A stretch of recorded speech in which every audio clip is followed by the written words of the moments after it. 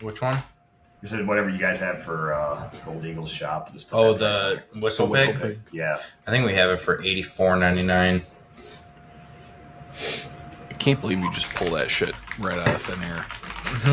Mm-hmm. Dude, all I do is go to the store every day.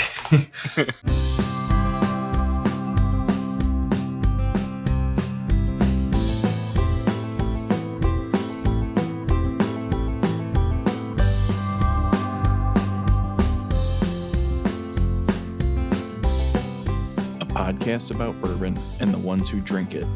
This is Bourbon Matters. Welcome to Bourbon Matters. I'm Jake. I'm Dan. And I'm Gold Eagle Jake. And today we are building a tier list of 10-year-old bourbons. I can't believe we've gone 3 years or so without ever doing a stupid tier list. Yeah. Must mean we're running low on ideas. I don't know. I think it's pretty informative and something. I think it's informative and good. Something a little different and give you listeners a little bit more value for listening into us. Yeah. And if you even want more value, watch on YouTube at Bourbon Matters. On the screen, we have our tier list pulled up. We'll talk to everybody about the different tier levels. We'll go through each of the bourbons we're going to be ranking today into the different tiers. Basically, what we'll do is we'll start in alphabetical order. We'll go down the list. We'll all kind of do our debate and figure out what tier we feel this should be in. So if you're watching, you can follow along pretty easily. If you're listening, we'll keep explaining everything, and then I'm sure Jake can put this up on Instagram when this episode comes out as well, so you can see it there too. So. Basically, what I'll do is we will start with a rundown of all the 10-year-old bourbons that we are going to discuss today in straight alphabetical order.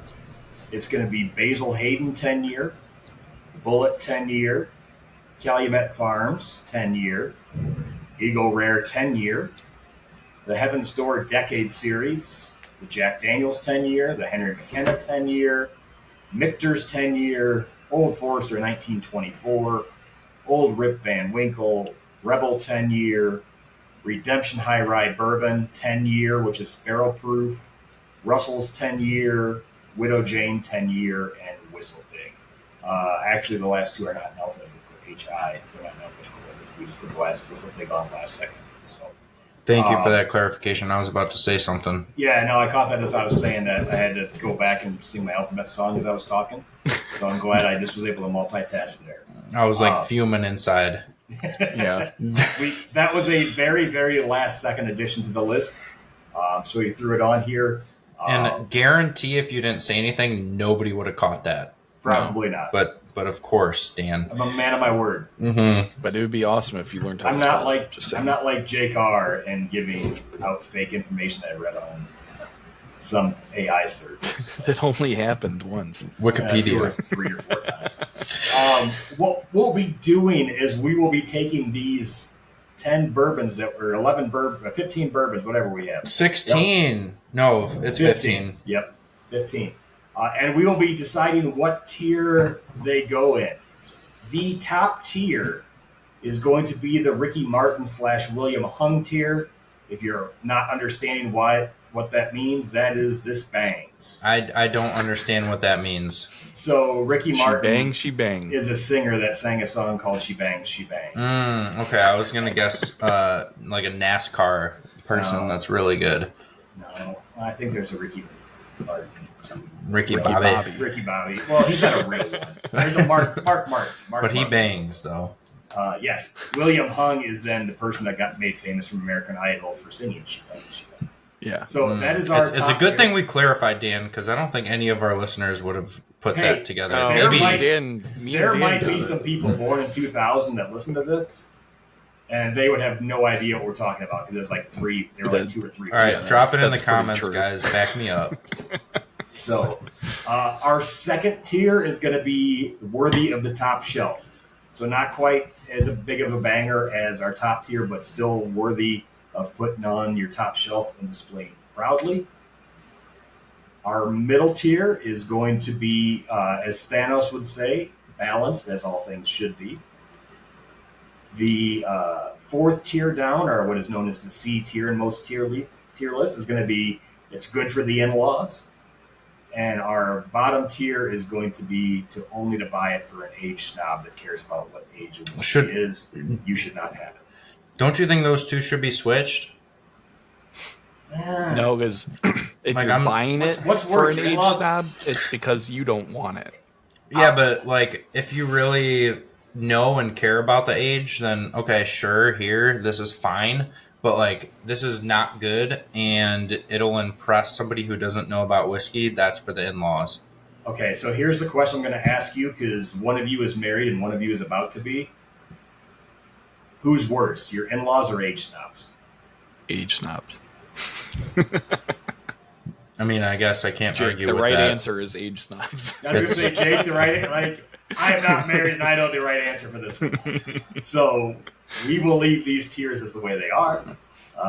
So I interpreted the C tier as it's good to keep at your in-laws. Like that, or if the in-laws are over and they want something, you don't want to give them the good shit. Give them something that, oh, this is 10 years old. They're like, oh, cool, it's 10 years old.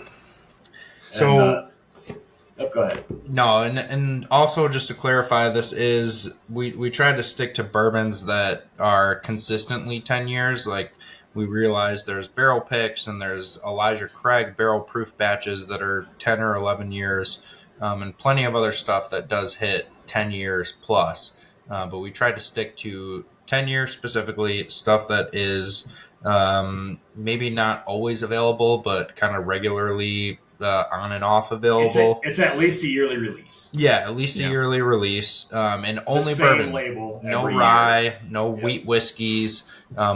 Please drop a comment if we forgot something, because I think we all did a little bit of research and couldn't think of anything else that is at least a yearly release that has a 10-year age statement on the label consistently every year. Yeah, a true age statement. Yeah. Two of us did research and contributed.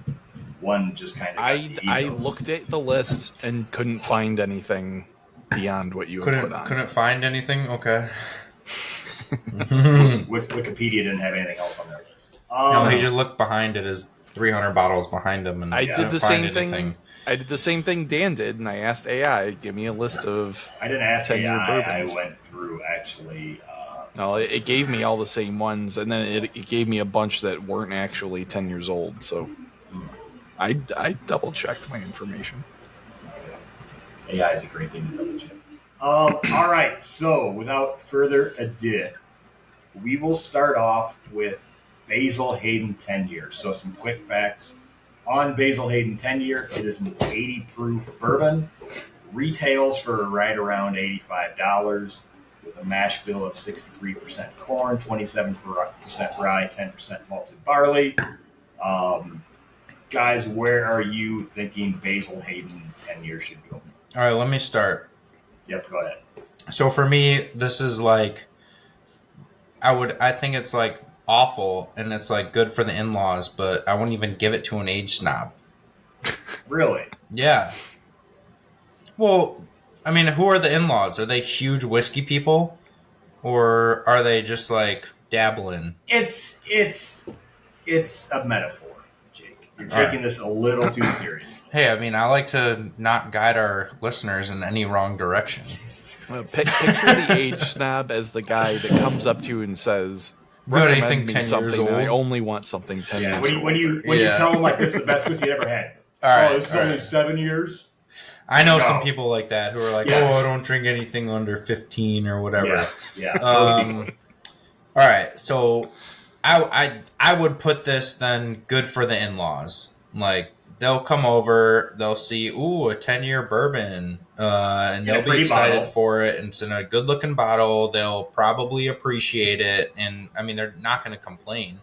But yeah, it's I think not the worst thing I've had, but yeah, I don't know. It's kind of right in the middle for me, but I would bump it up to good enough for the in-laws because the bottle looks good and it's 10-year Jim Beam. Jake, your thoughts? Yeah, I'm kind of in a similar camp. I'm leaning more towards only for an age snob. The last time I had it was a long time ago, but I did like it.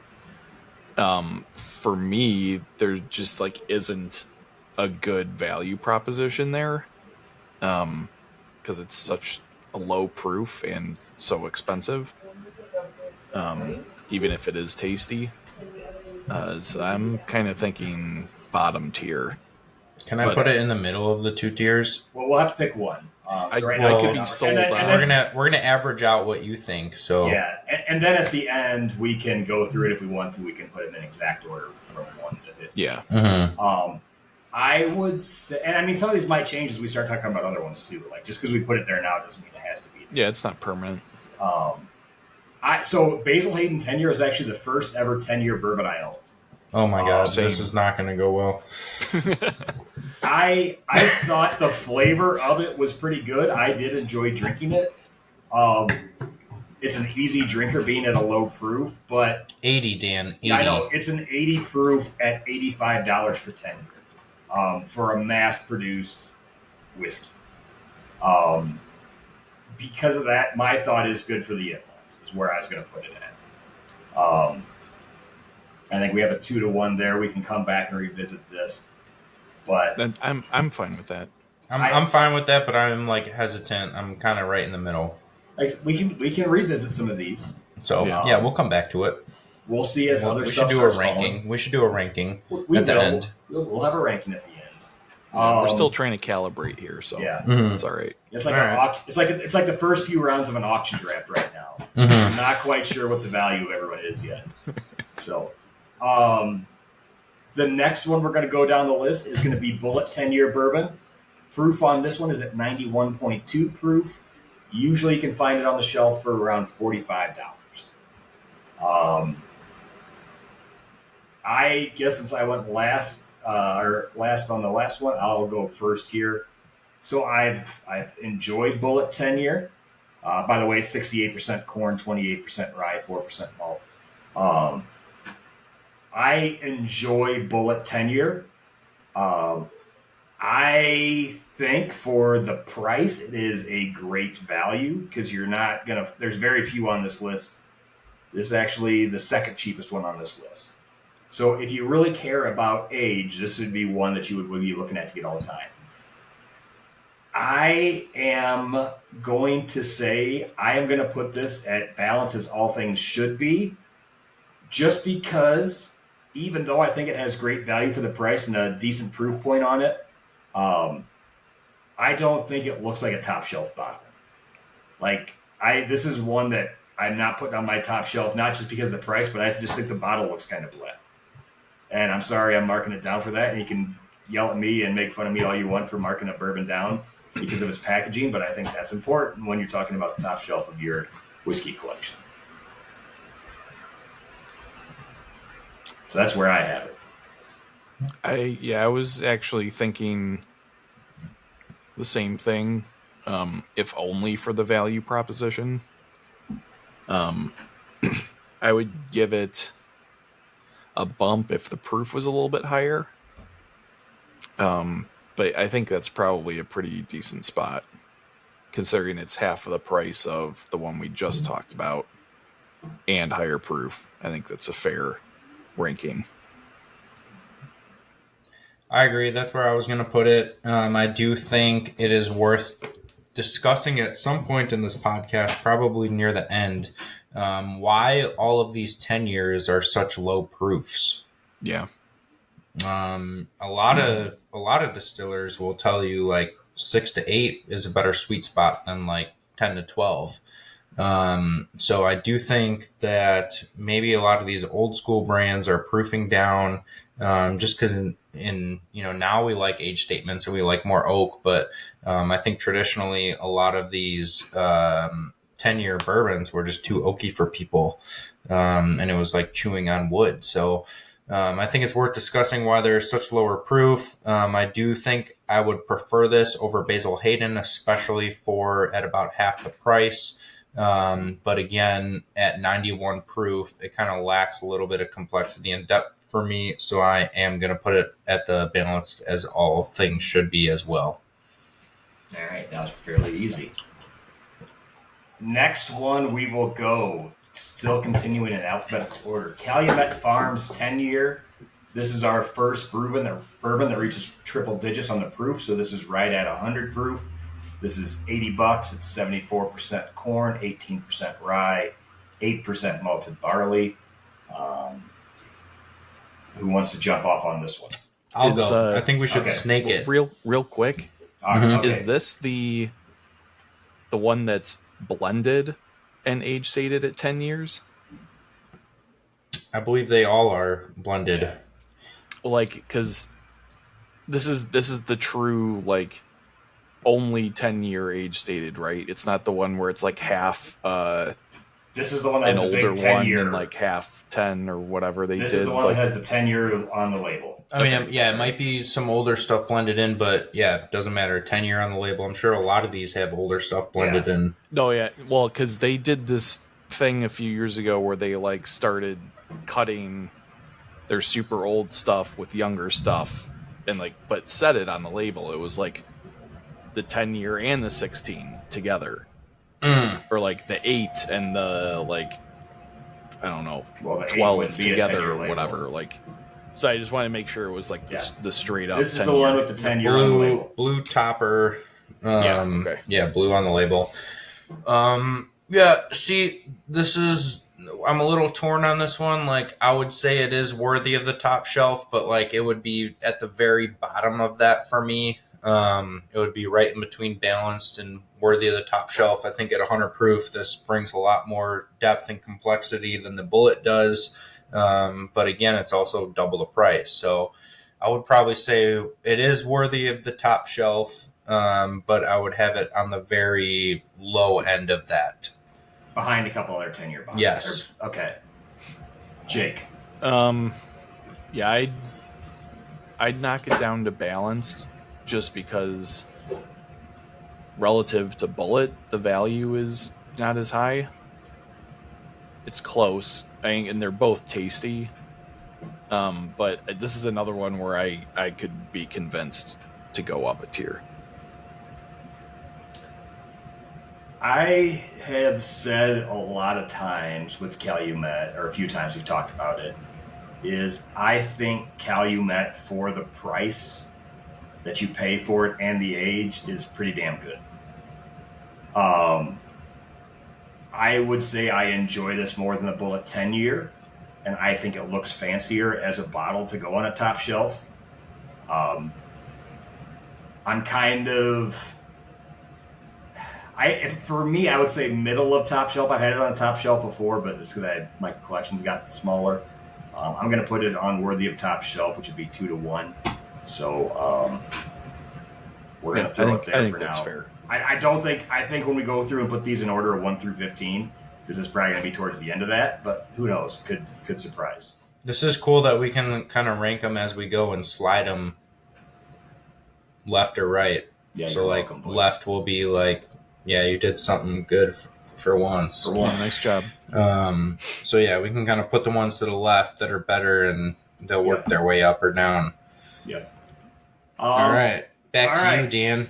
Back to me. Pressure's on. Eagle Rare. One of the most famous Eagle Rare, 10 years, 90 proof, $50. That's with the newer price increase on it. We already know what you're gonna say. I'm not putting this at Ricky Martin here. All right, good. I'm throwing. I still think, all things considered, yeah, the proof's a little bit lower. I'm still putting this one up on my top shelf. It's one that if you have on a top shelf, everyone looks at it and wants it. I really enjoy Eagle Rare. I think it's one of the better values in whiskey out there for the price that you pay, the quality that you get, as well as the look of it too. Oh, by the way, speaking of this, they're now selling the Eagle Rare 25 at the Buffalo Trace Distillery. Ooh, how much? I forget. I can look it up. I saw an article the other day that they're going to sell. $2,500? Yeah, I think so. No, it was way more than that. 25,000, I believe. Wait, no. And then Weller Millennium is also going to be available at the distillery as well. But as you guys are because they debating. couldn't sell it anywhere else. No, it wasn't. Yeah. I don't know if it was. Look that up. But that's where I thought it was like 10 grand. I'll look it up. You guys can debate, but I'm putting that on my top shelf. Yeah, I'd go top shelf for Eagle. I'm good with that.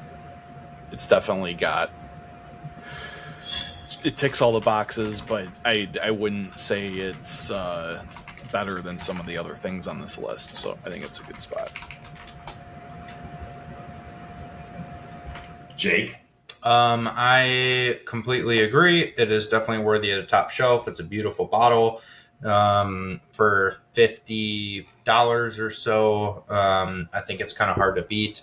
This is also one whenever we do our Saturday Tater releases, I get people that ask me, what would you grab? And if it's all the Blanton's and Taylor Small Batch and Eagle Rare and Weller Reserve, I would definitely pick Eagle Rare 10 out of all those. So yeah, I would put it ahead Calumet because it is $30 cheaper, and I do think it's a pretty looking bottle. So yeah, definitely worthy of the top shelf, and for sure not worth the top tier. Yep, It's $10,000. 10,000. Okay, that's what I. But you're also paying for the hand blown glass decanter that it comes in. Yeah, totally worth it for that. the Eagle inside of the bottle is what makes it worth 10 grand. It comes with a separate topper too. So. Next, the one I am drinking here, if you're watching on YouTube, Heaven's Door 10 years. So we'll get into our decade series. We'll get into our first Tennessee bourbon or Tennessee whiskey on the list. is it Tennessee? Yeah, I think this one says Because I thought those are the ones that change, right? Yeah, they do change a lot, and not all. We just learned at the Heaven's Door Masterclass this year that for the most part, only one of their whiskeys is Tennessee. This one I have is. I think it's a blend of Kentucky and. The one I have in my hand says distilled in Tennessee. Okay, if it That says was the distilled, first year. that might have been the first release. Yeah. I think it was too. So, this is a 20% rye mash bill, or over 20% rye is what they say. Because the third release is 8% rye and 92% bourbon blended together. They have this one sitting right at 100 proof. MSRP on this one is right at $130. This is what I am drinking tonight. Jake, I believe it's your turn. So yeah, that might be a different batch, but Jake and I just tasted the batch 3 of the 10-year a couple days ago, and that one retails for $100. So okay. I'm sure maybe it is a different batch, but I would put this behind Eagle Rare, but like dead even with Calumet. Why is that? I think for $100, a 10-year bourbon, it's got a good name behind it. I'm maybe a little biased because I'm a big music fan, and Bob Dylan being involved and the founders of Angels Envy being involved. I think there's some good people behind this brand. And when I tasted it on Monday night, I thought it was solid. It had not over oaked, but a good amount of oak. It had a lot of deep flavor notes, good viscosity. So I would probably put this like just barely ahead of Calumet for me. All right, Jake. Yeah, I agree. If it hadn't sold out before I went up, I probably would have grabbed one of those. We got more in today, Jake. Oh, okay. There'll be a cha-ching on a phone here coming in soon. I do think it's a much better value at $100.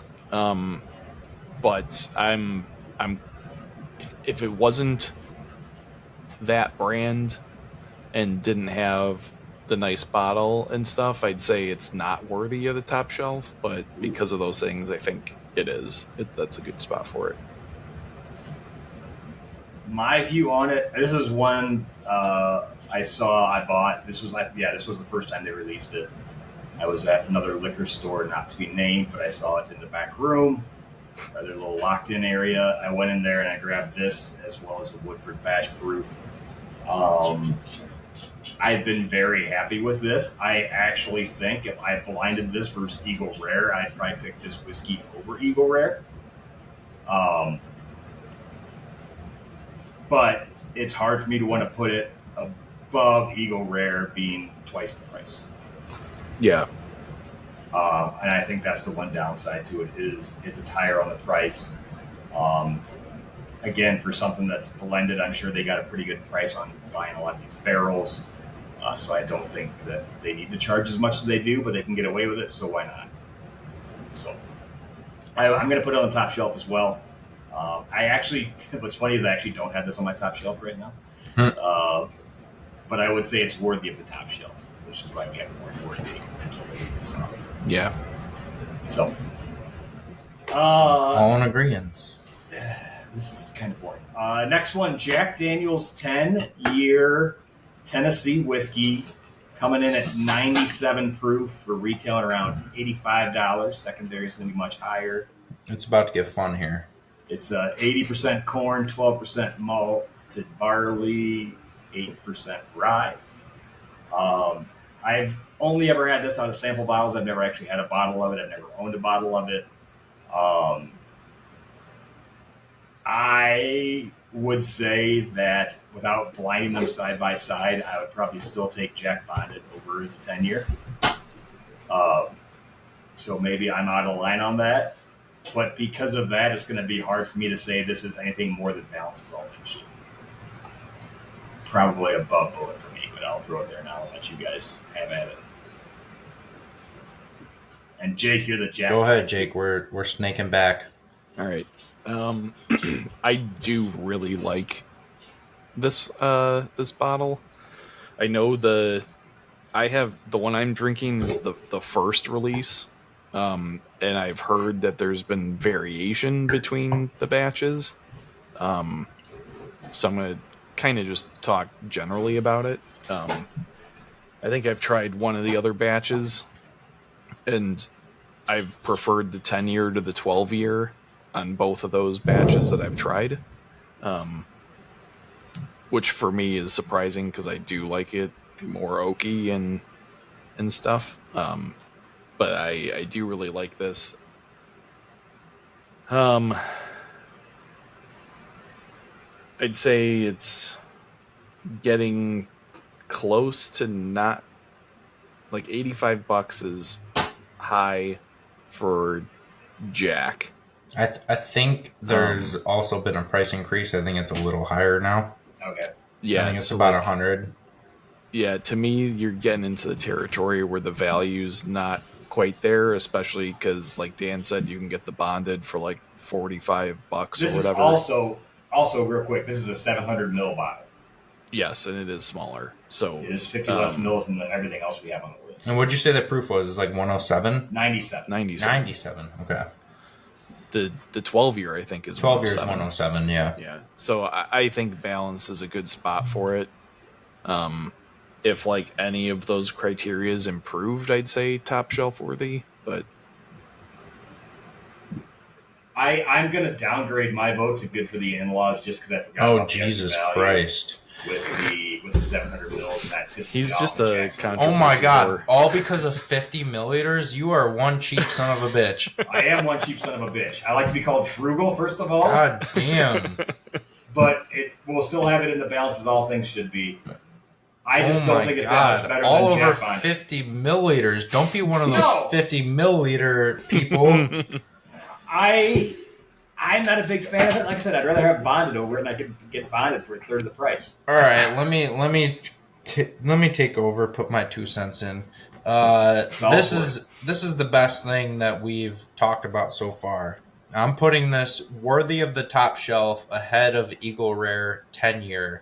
I think this easily has the most flavor, the most complexity, the longest finish. I can see if you're someone who's like, oh, I don't like Jack Daniels or don't like Tennessee whiskey, that you might downgrade it a little more. You'd be wrong, but I love that like clove and banana flavor that you get with Jack Daniels. And to me, I would take this any day of the week over any of the whiskeys that we've discussed so far, hands down. It's not like a blow your mind top tier bourbon, but I would easily put this ahead of Eagle Rare, and I would pay twice the price of Eagle Rare 10 all day to get Jack Daniel's 10. Wow, someone's a little spicy right now. I'm getting there. So I'm we gonna can say split something. the difference. Jake, well, split the difference would be balanced as all things should be, or Yeah. worthy. Well, we both said worthy. You said balance, so it's going to be in worthy, but it just depends. No, Jake said. No, I said balanced. Dan Oh. downgraded I to good for downgraded the to good for in-laws the in-laws over the 50 milliliters. And another thing, just not over 50 mils too. You said something, Jake, that got me thinking a lot. And like Jake's comparing this directly against Eagle Rare, which is a perfectly fair thing to do. You talked about the variation between batches. Like Eagle Rare single barrels taste different than Eagle Rare, which is two different barrels blended together. But the consistency of Eagle is way more than you're going to get out of a lot of these. See, I don't agree with that. I've had batches of Eagle Rare that I would prefer Buffalo Trace over, or single barrels of Eagle Rare. You've probably also tried 50 batches of Eagle Rare. And yeah, but Eagle Daniels. Rare is like so thin to me, and the only reason why I have it ahead of Heaven's Door and Calumet is it's $30 cheaper and $50 cheaper than Heaven's Door. But flavor-wise, I want to clarify too that the only reason I brought up the batches is because you haven't tried I've the other only ones. tried one or maybe two of them. So when you said you've heard there's variation in batches, there is variation. Have you heard the other ones are better or worse? So I thought I've heard that they've gotten better each time. Okay. So you've only had batch one. When I hear there's variation, I hear mostly about variation with the 12-year, and I think the 14 is on batch 1 or 2, whatever. Yeah. But so you can't really judge that one. But when we've gotten the Jack stuff in, the ultra age stated, we've put them at the bar as a flight, and almost everyone prefers the 10 or 12 over the 14. I haven't heard anyone say they like the 14 the best. So I think for being 10-year, having that much flavor and that bold of a flavor at 97 proof, for me, that takes down Eagle Rare 10 out of 10 times in a blind tasting. All right. So if we're going to call this at $100 price point, and if we're going to call the new Heaven's Door Decade Series at $100 price point, that means there's only 2 more whiskeys on this list that would have a higher price point than $100. I take this over Heaven's Door all day, any day, and they're the same price. Same. All right. Let's bump it up to top shelf. We're going to leave it at high end of balance as all things should be. No, move it up. I'm changing my vote. You changed yours. All right, so we'll put it at the back end. No, put it ahead of Calumet at least. No, this is where my vote is down here. Shut up. Thank you. I mean, I would still argue to put it over Heaven's Door 10, but I'm going to just... Yeah, I'd say that too. But yeah, see, that's 2 against 1. Put it ahead. There you go. McKenna 10. So used to be always available until Freddie Minnick gushed over it, and now it's done nothing but gone up and up and up in price. This is a 10-year 100-proof bourbon at $65 retail, 78% corn, 12% malted barley, 10% rye.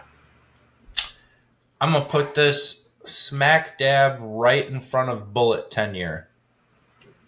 For me, the higher proof point gives it a little bump over Bullet 10-year. But again, this is a single barrel where I've had ones that I just didn't care for, and I've had ones that were really good. When I say really good, I also kind of mean like it's good for what I'm expecting, and it's not something that blows me away. And I think they're consistently a little bit bland for the amount of hype that they get. So I am not going to put it worthy of the top shelf. All right, Jake. I'd agree. I think balance is a good spot for it. I think just because of the barrel-to-barrel variation. I think the price point kind of makes it worth the gamble. So I wouldn't rank it any lower. I got a question for you guys, because I'm debating on this one. Would you guys rather take a Bullet 10-year over a bad barrel of McKenna 10? Or would you take a bad barrel of McKenna 10 over Bullet 10-year? So, I mean, that's where, like, a bad barrel of McKenna 10 isn't actually that bad. It's just not. Yeah, I don't think there's like a huge range of variation, but I do think it's like it's kind of rare to find one that's like, oh, this is really, really good. And I think that's how they won their awards is they picked the best of the best barrels to No one enter. would cherry pick the best of the best single barrels to send to an award kit. All right, I'll rephrase. I know that's how they won their awards is they picked the best barrel that they had and they entered that specific barrel. Yeah. But yeah, I think consistently I would take McKenna over Bullet 10-year. They don't vary in flavor a ton, but when you put a couple different McKennas side by side, you can definitely notice a difference. Yeah. I think you did that in a we did I think yeah, in one of the blind tastings we did 3 different McKennas. Yeah. Head to head. All right. Yeah, I'm fine leaving it there then. So, next on the list, Michter's 10-year. For me, I've had this quite a few times because no one ever drinks it when they go to Sam's. So there's a lot of it on the shelf. So whenever I go to Sam's, he usually gives me a pour. And since I buy stuff, he usually doesn't charge me for it. Thank you, Sam. I will say this is one of my favorite pours that I've had at Sam's. I've had another one as well. I put this as one of my white whales. This is one that I don't have on my shelf that I really, really want. I've only seen 2 in the wild that were ridiculously overpriced. This is something that I would pay over to get, but not a ton over MSRP to pick home. This is a 94.4 proof at 185. So that's the big thing is the price on it's pretty high. I do have a Michter's 10-year rye, which is one of my favorite ryes and one of the few ryes that I like to drink. For me, Michter's 10-year goes with Ricky Martin and William Hung. You were teasing us a little bit there, Dan. Yeah. I was holding it. Mm-hmm. I know. I was going to say, if you're going to put this in balance, yeah, I'd say nothing you said the entire show was credible. I've seen, like I said, I've seen it twice in the wild. I've had some at Sam's. I've had some at a friend's house. I've seen one bottle of Michter's 20-year in my life, and they didn't want to sell it because they knew what they had. I almost bought that. I know, you should have. That was so close. You should have not let them. No, Dan let them do research. No, they already knew because I often I saw it on their shelf and I'm like, I'll give you $1,000 for that, and they're like, fuck no. So, well, that's MSRP. I know. Yeah, I know. They wanted it at a charity auction. So I was trying. What did they want? Like $5,000 or something? Jesus. Yeah. I was like, no, that's not worth it. But yeah, I mean the 10-year bourbon from Michter's is the first absolute hardcore banger on here, for sure. Yeah, I agree. I'm willing to forgive the price point too because it's. So I'm willing to forgive the price point. It's worth it. It's super deep and complex, and as complex as probably the most complex whiskey I've ever drank. It really is, especially for the proof point. I don't know if I've had any other whiskeys below 95 proof that share the viscosity, body, and complexity of Michter's 10-year. It has a lot of oak, but it also has a lot of lively fruity notes. And that's kind of hard to find in a bourbon to share both of those qualities and have them be perfectly balanced. So yeah, I'm totally good with keeping Michter's 10-year, even though it is the most expensive on this list. In that, not quite the most expensive. What is? Oh yes, okay, Old Rip. But yeah, I'm good with putting it up there. Definitely my number one so far. Yeah. All right. Going with another pricier bottle, we have our 3 most expensive bottles here right in a row. We now have Old Forester 1924 as a 10-year bourbon right at 100 proof, $115, 79% corn, 11% rye, 10% malted barley. All right. I think this is another one that I would put right behind Michter's on the top tier.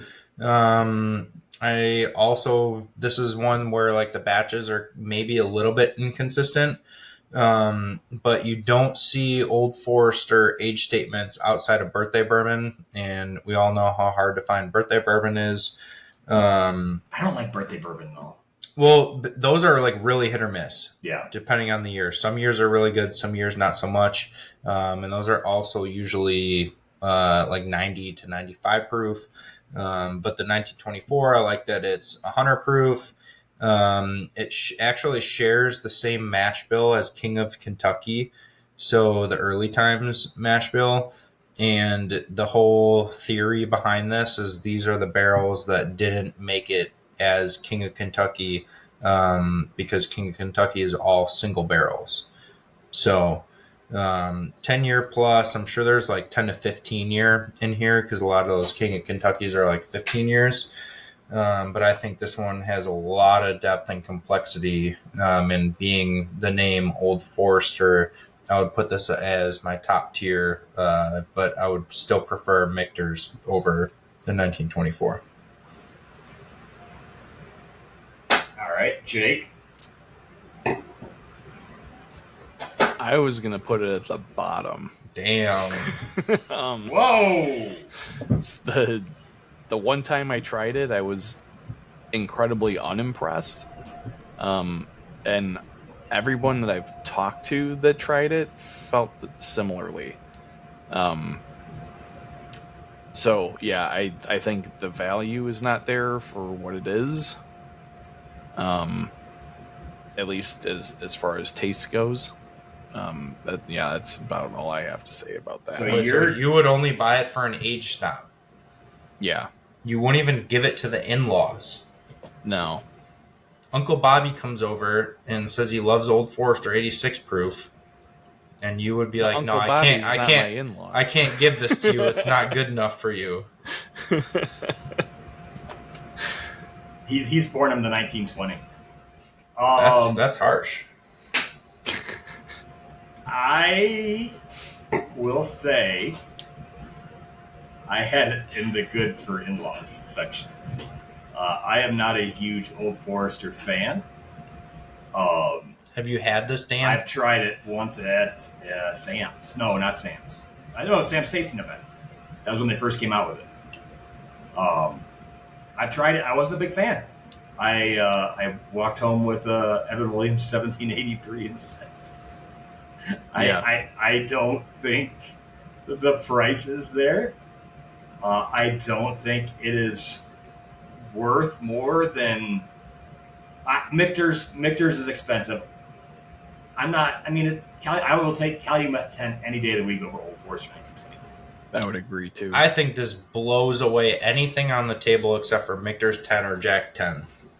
But you're a huge Old Forester fan. Yes, you are. I mean, I don't know if I would say I'm a huge Old Forester fan. I mean, you have to put this ahead of McKenna. Thank you. I'll give you that since you're really salty about this. I am a little salty. Like I think this is. I think certain batches aren't as good as others, but I think for me, like I would take this over anything in that worthy of the top shelf tier any day of the week, except for maybe Jack 10. I mean, I would try it again. I'd be happy to be proven wrong. But yeah, he wants you to give him a bottle for free. Is what he's doing right now. Jake, to get picked up on that. Like No. he's just doing this to get free liquor. I think Dan and I both tried the first release, and neither of us were impressed. You guys also tried it at a whiskey fest, probably out of a plastic cup when you were tasting a bunch of other whiskeys. I was tasting a bunch of other whiskeys, but this was one of the first ones I went to because everyone ran to the Buffalo Trace table to buy shitty. So drop in the comments. What do you guys think? Who's had Old Forester 1924? Who's in the right? Who's in the wrong here? No hard feelings. Did you like this pour? No hard feelings unless you go against Jake R. He's not going to sell you a bottle of this ever. Jake C. Yeah, Jake C. What are you talking about? Or Jake C. Yeah, sorry. Yeah.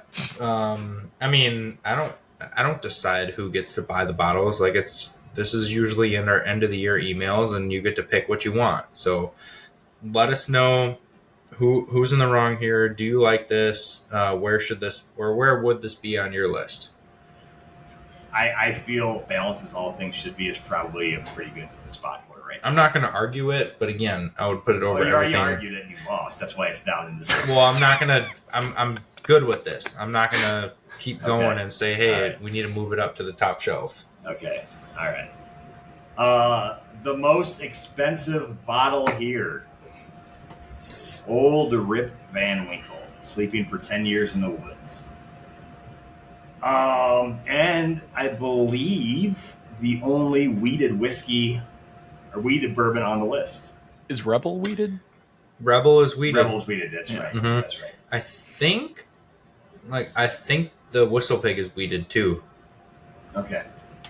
They didn't put a mash bill out when I was looking it up. I'll try and find and see if there's any rumors out there. Old Rip 10 year. We've talked Dan, about what the?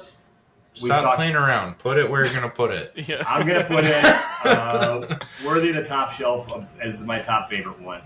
God, that really bothers you guys. It does. Now, see, you should have said that because now I'm just gonna do it more often. Yeah. Well, now I don't really care because like this is the one that I was really curious where you would put it. Yeah, if it was Rip Van Winkle, if it was Rip 12 or Plot B, I would have that as my top two. That's Which is worse than Old Rip. I think me and Jake are on the same page there's here. sentimental. I know you value guys for are. you. We know, Dan. I It's know all you guys are sentimental. higher on the Old Rip 10. I've had 2 bottles of it, and I would put it as worthy of the top shelf. I'm gonna put it over Eagle. I don't know. There's a lot more to say about it. Now the price keeps going up. Oh, this is 107 proof, by the way, which is the second highest proof on our list. Which does mean something for 10-year-old bourbon being at 107 proof because you're not paying for a lot of water. But if it's going up to around $200 this year, it is starting to price itself pretty high, but still way cheaper than a Purple Top Willet. And I would take this any day of the week over a Purple Top Willet. So I'm going to put it worthy of the top shelf, and I'm going to put that as my highest one on worthy of the top shelf. Yeah, I think I would put it right next to Michter's. But No, you don't have to say but. Just tell them where you would put it. $200 is maybe you put it in the fund. makes me hesitate. For like what did it used? What was it last year? $80 or something? No, like that's I think an it was absolute like $125 no-brainer. last year. Was it? No. Yeah, it was like 125, 130. Oh, really? Now this year supposedly it's going up to like 200. So this is rumored, but yeah, it's rumored, with inside information, but also inside information. Like they told us, everything's going up 40% from Pappy and BTAC lineup this year. So, okay. I mean, on pure taste, it's right next to Michter's, and it's almost the same price then. $15, $15 on a $200 bottle. Yeah, I mean it's very tasty. The proof point is, I think, perfect. yeah, I'm putting it same spot, right behind Michter's. Definitely on my top shelf. I would take this any day of the week over Lot B. Yeah, for sure. Lot B is just watered down. Would rather have a Weller 12-year. Dan's chugging his bourbon right now. That wasn't a chug. Okay. I took a sip. You're the one chugging after both me and Jake said you're wrong on Old Forester. I mean, we'll see what the comments say, and we don't have to agree. Everyone's got different palates. That's what the great thing about bourbon is. But going back to the Old Rip, this is definitely my second favorite thing on the list. I would still pick Michter's over this any day, all day. I just think rye bourbons have more complexity and depth, but for a wheated bourbon, I think this is just about as good as it's going to get. And I would put it like just below Pappy 15 if we had Pappy 15 in this list. I think they're fairly similar, both being at 107 proof. But yeah, definitely over anything in the top shelf category. I still haven't tried Pappy 15, but the 10-year definitely blows Lot B out of the water. The only one I haven't had is the 23. I just tried 23 Didn't 2 weeks like it? ago. No, did not like it at all. It was the biggest disappointment, and I was ready to be disappointed. Oof. Next up, Rebel 10 year, 100 proof, $100, 68% corn, 20% wheat, 12% malted barley. Jake, where are you putting Rebel 10 at? I'm putting this above Bullet and below McKenna. I think just because of the price point being at $100, this one just didn't really do a whole lot for me. A wheated bourbon 10-year, that was a little bit of a letdown for how hard this one is to find. Jake age still hasn't figured snob. out how we're doing this. No, yeah. He doesn't play fantasy football. He does. I've been in the league. I just gave my answer. Age snob. Age snob? Yeah. Don't. That's Bullet, Dan.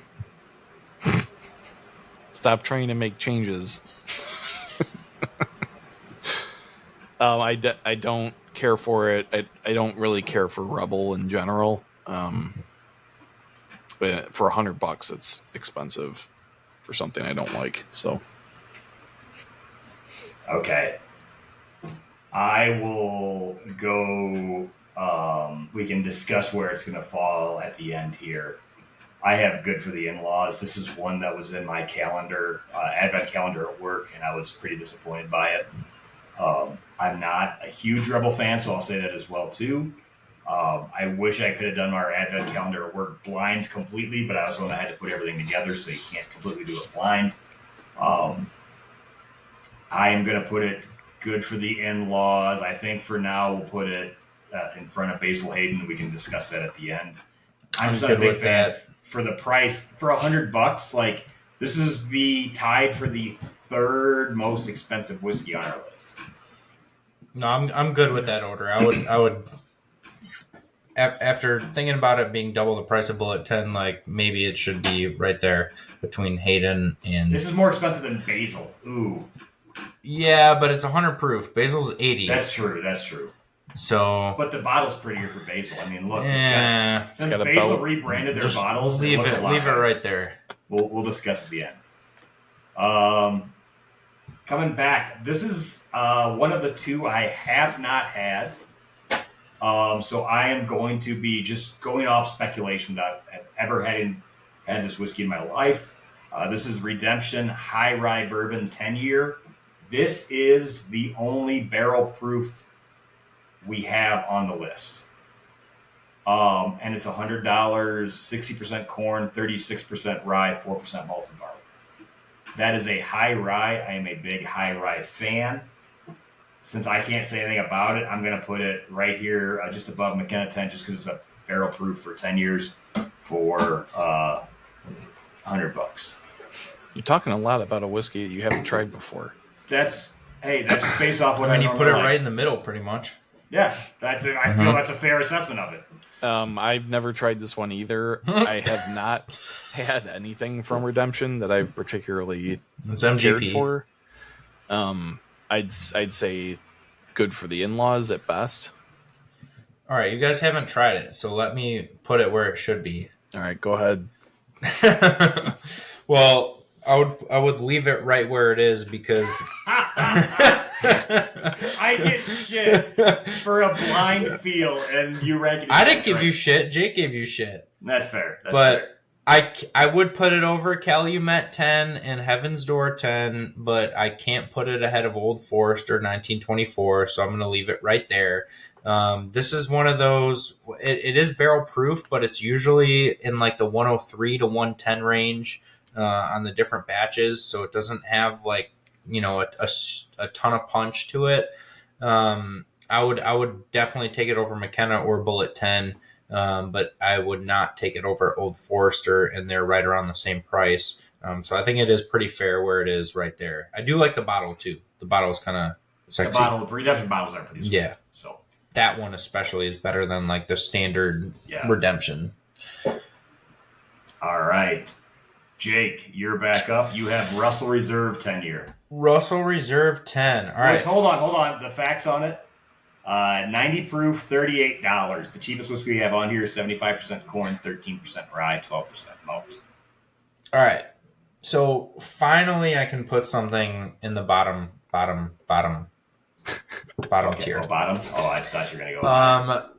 Russell's 10. I'm a huge Wild Turkey fan. I love Wild Turkey 101, which is unage stated. I love the 8-year 101 for $50, which is unage stated.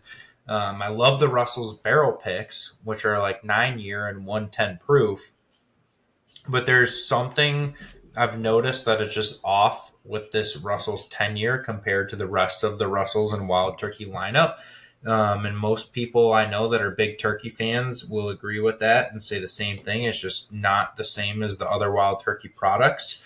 We've done it in blinds against Eagle Rare, and it's gotten destroyed against Eagle Rare, which those are both similarly priced in the same proof, 10-year bourbons. So, yeah, for me, this is like, hey, I don't feel bad spending $38 on it. And I have someone over that's like, oh, I only like 10-year or 15-year, whatever age-stated whiskeys. Here, you can have some of this. You can have as much of this as you want, and I'm not going to feel bad with you drinking the whole bottle. So for me, this is bottom tier. Yeah, I'd agree. There's like you said, there's just something that's a touch off on it. I'd take 101 over this any day. Even if 101 was $50, I'd still take it over this. So, yeah. This is the cheapest 10-year-old by far on the list. The second closest is Bullet 10-year at $45, and then Eagle Rare at $50. When's the last time you tried it, Dan? One of the last tastings I did at your place when you had it in it. That was at least 3 years ago. We've had it in blinds when I worked at Whiskey Acres. We had it in an advent calendar. I by far and away the worst whiskey on this list that I've tried. All right, thank God.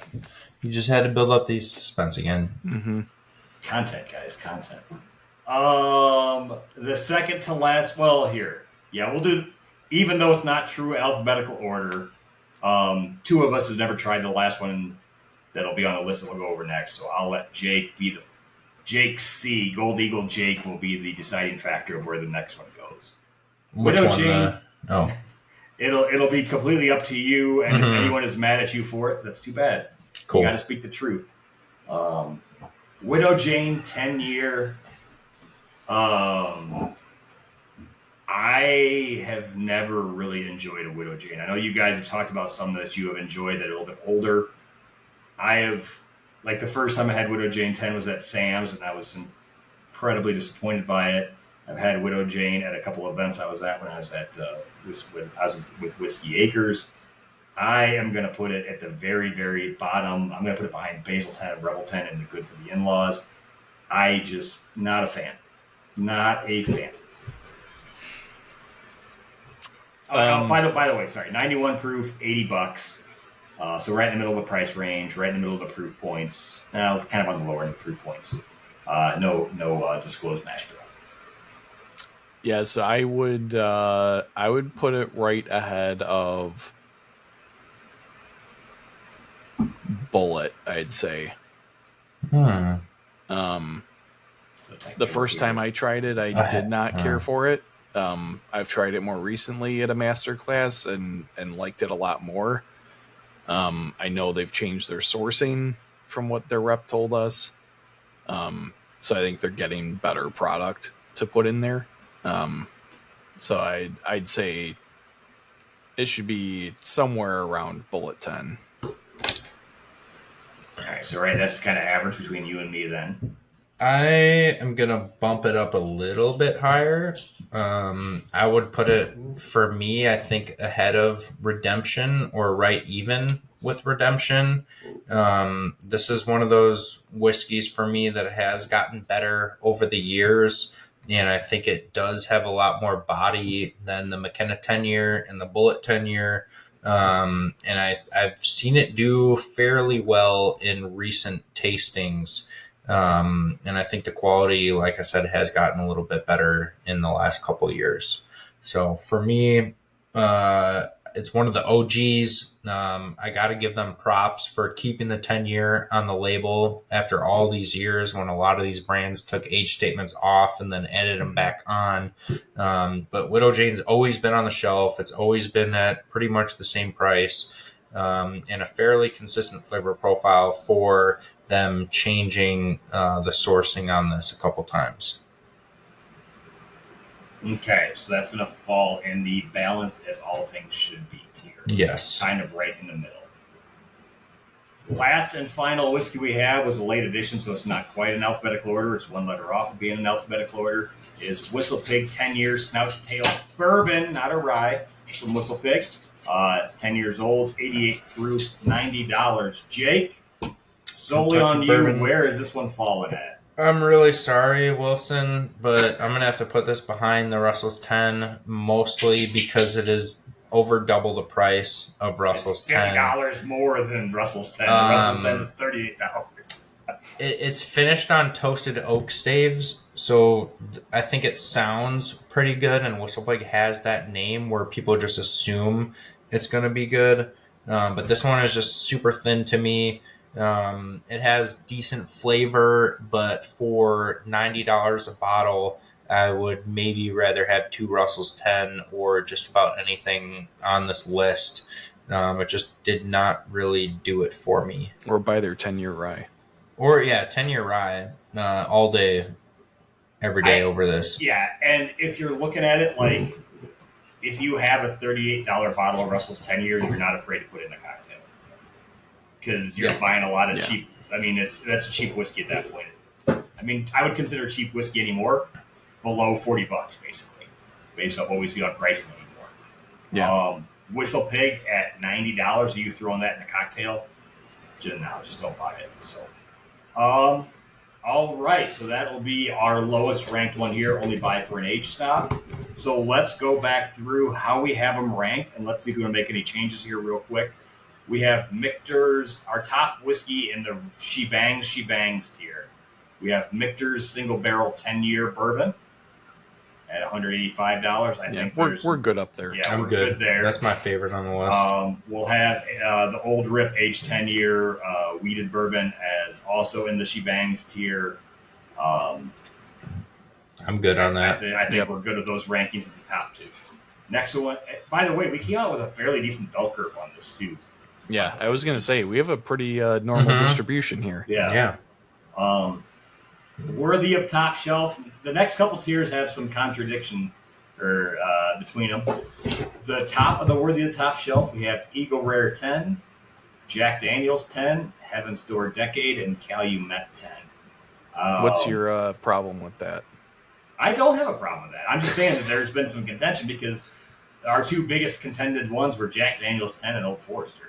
And the only change I would make here is maybe bump Jack up a spot. I agree. I don't, but that's a 2-1 vote, and we're going to lose that one. So we can go there. So then our third ranked on this is going to be Jack Daniels 10-year, which is the top of our top shelf. Eagle Rare 10, Heaven's Door Decade, and Calumet 10 is how we round out the second tier of worthy of the top shelf. The most polarizing bourbon next is top of the balance, as all things should be, is Old Forester 1924. Gold Eagle Jake thought this was the best whiskey on the list. No. I would put this above the Eagle Rare. He would put this at a very high, worthy of the top shelf. If I was making the list, I would put it above Eagle Rare. Jake and me both had complete opposite views, with Jake thinking it was only for an age snob and I saying it was good for the in-laws. The average is out to be the top of the balance, as all things should be. Second is the Redemption 10-year single barrel bourbon. Only Gold Eagle Jake is the only one to have actually tried this one. But this is kind of where it fell based off of, for me and Jake C, based off of other things. Gold Eagle Jake, where would you put this if this was your specific list? You would put it right behind Jack 10? I think it's fine. No, I think it's fine where it is, behind the Old Forester. I mean, maybe above like the Calumet or Heaven's Door, depending on the day or a batch, but I would not put it above Old Forester. So, All right. So that ranking you there. Next, we have aged 10 years Widow Jane, above McKenna 10 and Bullet 10. I like that. I think we're good there. Yeah, I think that's pretty solid. Next, good for the in-laws, Rebel 10 or Basil Hayden 10. I am going to say, based off price alone, Basil 10 should go above Rebel 10. I think they're pretty much the same price, and Rebel 85 versus 100. And Rebel's 100 proof, and Basil's 80 proof. 80 proof, yeah. And for me, like any 80 proof whiskey just doesn't do it at all, let alone a 10-year, like oaky water is not going to do it. Jake C., where are you going to put this at? We'll this let Jake R. Why are you mixing us up? God damn it. I don't know. Yeah, what the hell is wrong Jake with you R. decides. Jake R. Does this go ahead of Rebel 10 or below it? I really, like, you said that was in the Advent calendar last year, right? Yeah. I think pretty sure it was my least favorite thing out of all 25 whiskeys we tried, but I think for the proof point difference, I think Basil needs to stay to the right. All right. Nice. And then the only person that's ever had Whistle Pig 10, I don't like Whistle Pig at all. Even their bourbon is okay at best. I would, without having it just based off price, I would have it way below Russell's. Our only buy for an age snob is Russell's 10-year.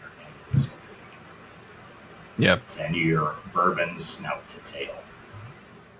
Perfect. And that's how we round out our tier list, boys. That was fun. We agreed on a lot of stuff for the most part. Had a couple things that were pretty far off on. But ended up with a pretty good bell curve, which is what you should have on a tier list. That's not give bad. us your list. Rank them. Top 15. Put it in the comments. We would love to check that out. If we missed a 10-year, a normal 10-year release, let us know on that. Yep. Let us know the biggest difference we had was Old Forester. Where would you put Old Forester? Mm-hmm. So that would be an interesting one to hear about. Or did we put one in the bottom tier that you guys think we're dead wrong on? Yeah. Which we're not, because all three of us wholeheartedly agreed on the bottom of this without a question. So you would be the one that's wrong, not us. Yes. But feel free to put it in there if you want to get hammered. I think that's it. Now, some of these are on the shelf at all times. Some of these are yearly releases. There's a good mix in here. Yeah, I was going to say, like, McKenna's, like, pretty much now on the shelf all times. Widow 10. Basil's pretty much. Bullet's pretty much. Widow 10's pretty much. Calumet. Heaven's Door. Although the Heaven's Doors are, like, batches, so they come and go. But, yeah, Eagle, Rip, Michter's, Jack, Old Forester, and Rebel are probably the only ones that are not consistently on the shelf. Mm-hmm. So let us know where you think, if you think we missed a tier up. If you want to go try some of these or buy some of these, Jake C., where can they do that at? Go to Gold Eagle, baby, and thanks for getting the Jake right. 255 Peterson Road. Go to goldeaglewine.com. Download our app on the Apple App Store, Google Play Store. Follow us on Instagram at Gold Eagle Wine. Follow us on Facebook at Gold Eagle Spirits. I really do want to hear your guys' feedback. Put them in the order, and where do you think we messed up? What whiskeys did we forget, or bourbons, I should say, we forget to put on this list? I'm sure there's a couple things out there that we missed. But yeah, thanks for listening. Jake, if people want to watch this and see me play around with where I was going to put stuff at to get you guys mad, or if they want to listen to other episodes that we've done, where can they do that at? Yeah, so if you want to listen, you can listen to us on Spotify, Apple, or Google Podcasts, or pretty much any other podcast platform. You can watch Dan's lovely tier list video on YouTube or Spotify. Make sure you check us out on Instagram. We will post this on Instagram following the episode release. So be sure to check that out and comment there as well. If you think we're wrong or right. Oh, yeah. We're right. Or if you want to fight with Dan in the comments section, I'm sure he'd love to go after a couple of you. Yeah, the problem is, like, whenever you send me, like, a snotty comment, I send you a response and you never post my response. No, because it's like if you want to get in a fight with Dan, tag Dan in the comment on Instagram, and then you can get into a real fight with Dan. I'm not a nice person. He's not, so.